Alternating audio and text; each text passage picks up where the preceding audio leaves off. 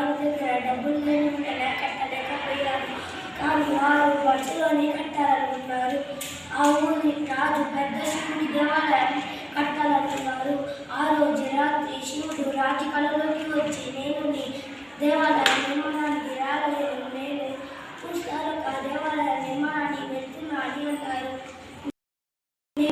రాజు కలలేసి నా కన్నా పెద్ద దేవాలయాన్ని పూస్లాన్ని వెతుకొని వెళ్ళారు. పూస్లా రాజుని చూసిన వెంటనే రాజు రేపు నా దేవాలయ నిర్మాణానికి శివుడు వస్తున్నారని చెప్పారు. రాజు రాయితో కట్టిన దేవాలయం కన్నా మంచులో కట్టిన దేవాలయమే గొప్పదని నమస్కరించి వెళ్ళిపోయారు. ధన్యవాదాలు.